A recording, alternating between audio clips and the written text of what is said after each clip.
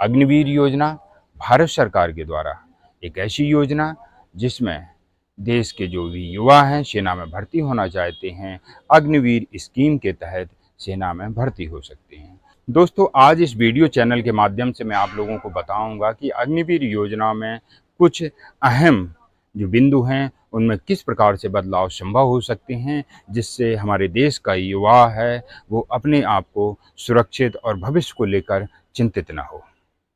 आज इसी को लेकर के मैं चर्चा करूंगा। इस बोर्ड के माध्यम से कुछ पॉइंट आपको बताऊंगा कि कौन कौन से बदलाव अग्निवीर योजना के तहत संभव है। जो भी दर्शक हमारे चैनल को देख रहे हैं वो सभी जानते हैं, क्योंकि वो सभी पूर्व सैनिक जो सेना में सेवा दे चुके हैं वो ज़रूर चाहते होंगे कि इस अग्निवीर योजना में जो कुछ कमियां हैं उनको दूर करके हमारे जो युवा हैं उन्हें उनका हक दिया जाए। परंतु हमारे ही समाज में कुछ लोग इसी अग्निवीर योजना को लेकर के टिप्पणी करते हैं और कहते हैं कि अग्निवीर योजना बिल्कुल सही स्कीम है, इसमें कहीं कोई कमी नहीं है। उन लोगों को बताना चाहता हूं कि यदि आपका बेटा इस अग्निवीर स्कीम के तहत सेना में भर्ती हो जाता है तब आप भारत सरकार से क्या अपेक्षा रखेंगे। आज यही विचार आप अपने मन में कीजिएगा और गहराई से कीजिएगा। यदि आपका बेटा भारतीय सेना में अग्निवीर योजना के तहत भर्ती हो जाता है तब क्या आप ऐसा ही कहेंगे जैसा अभी कह रहे हैं? क्या आप भारत सरकार से कमियों को लेकर के कोई मांग नहीं रखेंगे या उनमें बदलाव करने की कोई भी सिफारिश नहीं करेंगे? आज मैं अपने देश के तमाम नागरिकों से यही अपील करना चाहता हूं, भारत सरकार के द्वारा जो भी स्कीम लाई जाती है वह किसी न किसी हित को ध्यान में रखते हुए लाई जाती है। दोस्तों, इतना ज़रूर है कि लोकतंत्र में हर किसी को अपनी आवाज़ उठाने का मौका अवश्य मिलना चाहिए और जो भी सरकार के द्वारा नियम और कानून बनाए जाते हैं यदि उनमें कुछ कमियां हैं तो उनमें विचार करके सुधार अवश्य किया जाना चाहिए। ऐसा हम भारत सरकार से उम्मीद रखते हैं। आज उन्हीं कुछ पॉइंटों को लेकर के इस बोर्ड के माध्यम से मैं आप लोगों के बीच चर्चा करूंगा। यह जो रिपोर्ट है TV9 भारतवर्ष के चैनल से मैंने कुछ पॉइंट्स लिए हैं और उन्हीं पॉइंट को लेकर के आज मैं यहाँ पर चर्चा करूँगा। आप चाहें तो TV9 भारतवर्ष की रिपोर्ट को भी देख सकते हैं। अग्निवीर योजना को लेकर के हमारे विपक्षी दलों ने चुनाव के समय एक अहम मुद्दा बना लिया था और वो अहम मुद्दा अब कहीं ना कहीं कारगर साबित होने वाला है और सरकार पर दबाव भी बना रहा है। जैसा कि आप लोग जानते हैं, जब तक हमारा विपक्ष कमज़ोर होता है तब तक किसी भी अच्छे बदलाव की आप कल्पना नहीं कर सकते हैं। जब हमारा विपक्ष मजबूत होता है, इस लोकतंत्र की यही तो खूबसूरती है, जब हमारा विपक्ष मजबूत होता है तो सरकार को भी अपने बनाए गए नियमों में विचार करने पर विवश होना पड़ता है। आज यही बदलाव आपको देखने को मिलेगा अग्निवीर स्कीम के तहत। हमारी जो भारतीय सेना है वह भी चाह रही है कि अग्निवीर योजना के तहत कुछ नियमों में बदलाव किया जाए। अग्निवीर योजना के तहत जो भी नियम और कानून बनाए गए हैं उनमें सभी में तो बदलाव संभव नहीं हो सकता है, परंतु कुछ एक पॉइंट ऐसे ज़रूर हैं जिनमें बदलाव अवश्य किया जाना चाहिए उन युवाओं के भविष्य को ध्यान में रखते हुए, ताकि उनका भी भविष्य सुरक्षित रहे। वो भी हमारे ही समाज के बेटे हैं, उन्हें भी देश की सेवा करने का जज्बा है और वह इस जज्बे को लेकर के अपना भविष्य खतरे में नहीं डालना चाहते हैं, तो कृपया उनकी अनदेखी ना करें। चलिए बोर्ड के माध्यम से समझते हैं क्या क्या पॉइंट है और उनमें क्या क्या बदलाव संभव हो सकते हैं। अग्निवीर योजना में 5 बड़े बदलाव संभव। सूत्रों के हवाले से पता चला है कि अग्निवीर योजना के नियमों और कानूनों में कुछ बदलाव संभव हो सकते हैं।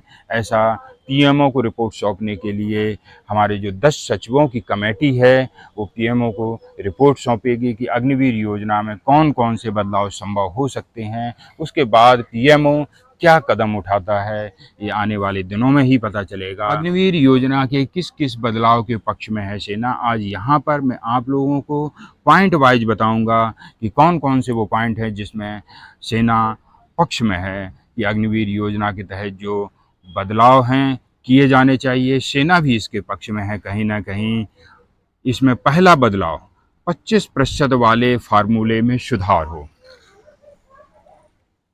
4 साल बाद 60 से 70% अग्निवीर रहें। दोस्तों आप जानते हैं अग्निवीर योजना में गवर्नमेंट स्कीम के मुताबिक 25% को ही परमानेंट किया जाना है 4 साल बाद, परंतु सेना ने कहा है कि 4 साल बाद 60 से 70% अग्निवीरों को परमानेंट किया जाए। नेक्स्ट पॉइंट है अग्निवीरों का कार्यकाल बढ़ाया जाए। क्या आप भी इससे सहमत हैं? हमारी सेना तो सहमत है ही, 4 साल से बढ़ा करके 7 साल हो, ऐसा सेना का विचार है। हमारे जो अग्निवीर हैं उनका कार्यकाल बढ़ाया जाना चाहिए। भर्ती के लिए आयु सीमा बढ़ाई जाए। हमारे जो युवा हैं और जो सेना के सूत्रों से पता चला है कि भर्ती की उम्र 17 साल से बढ़ा करके 22 से 23 साल हो, ऐसा प्रस्ताव भेजा गया है। ट्रेनिंग के दौरान विकलांग होने पर मदद। ट्रेनिंग में यदि कोई जख्मी हो जाता है, किसी प्रकार की उसे शारीरिक विकलांगता होती है, ऐसी स्थिति में उसको कुछ मदद मिलनी चाहिए, फाइनेंशियल मदद मिलनी चाहिए, वित्तीय मदद मिलनी चाहिए और सर्विस खत्म होने पर भी विकलांगता का भुगतान जारी रहना चाहिए, जिस प्रकार से अभी तक होता आया है। हमारे जो भी सैनिक हैं सर्विस के दौरान यदि विकलांग हो जाते हैं तो भारत सरकार के द्वारा, रक्षा मंत्रालय के द्वारा उन्हें आजीवन विकलांगता का भुगतान किया जाता है। नेक्स्ट पॉइंट है शहीद होने पर परिवार के सदस्य को नौकरी। जैसा कि दोस्त आप सभी जानते हैं कि इस कंडीशन में जो युवा अपने देश की रक्षा करते करते बॉर्डर पर शहीद हो जाता है, कम से कम शहीद होने के बाद में उसके परिवार के एक सदस्य को नौकरी तो मिलनी ही चाहिए और शहीद होने पर परिवार को आर्थिक भत्ता यानी कि जो फाइनेंशियल मदद है वो भी मिलनी चाहिए।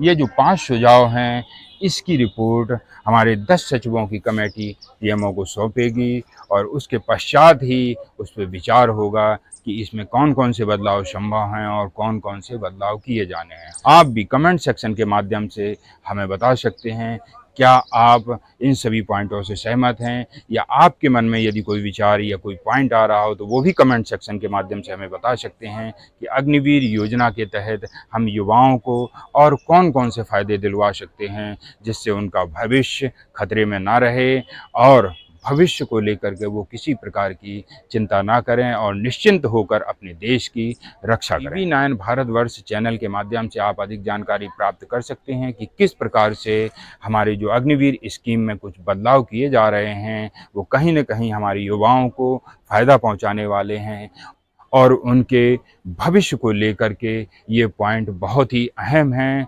हमारे भारत सरकार को उन सभी बिंदुओं पर विचार अवश्य किया जाना चाहिए, क्योंकि हमारे जो देश का युवा है वो अपनी मातृभूमि की रक्षा के लिए जज्बा लिए बैठा है और मातृभूमि की रक्षा में ऐसा ना हो कि उस युवा का दिल ही टूट जाए या उसका भविष्य बिल्कुल ही अंधकार में चला जाए।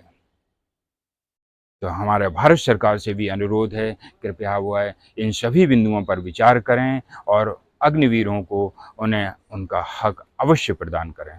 दोस्तों ऐसे ही नई नई महत्वपूर्ण जानकारियां हमारे इस चैनल के माध्यम से दी जाती हैं। हमारे चैनल से जुड़े रहने के लिए आप हमारे चैनल को सब्सक्राइब कर सकते हैं और अपनी पेंशन संबंधी समस्या के समाधान के लिए हमारी टीम से संपर्क कर सकते हैं। दोस्तों आप लोगों को बता दूं कि हमारे चैनल के माध्यम से सिर्फ लोगों तक सूचना ही नहीं पहुँचाई जाती हैं बल्कि उनका समाधान भी किया जाता है और उन्हें उनका हक दिलवाया जाता है। दोस्तों हमारे चैनल के माध्यम से आप लोगों को जो भी जानकारी दी जाती है, यदि कहीं भी उसका समाधान नहीं होता है तो कृपया एक बार पूर्व सैनिक वेलफेयर एसोसिएशन जालौन टीम से संपर्क अवश्य करें। इसके लिए आप यूट्यूब पर पूर्व सैनिक वेलफेयर एसोसिएशन जालौन लिखकर सर्च कर सकते हैं और कमेंट सेक्शन में जाकर के अपनी समस्या को लिख दें और अपनी समस्या का समाधान हमारी टीम के माध्यम से प्राप्त कर सकते हैं। चलिए दोस्तों ऐसे ही नई नई जानकारियां लेकर मैं आप लोगों के बीच आता रहूंगा। तब तक के लिए जय हिंद, जय भारत।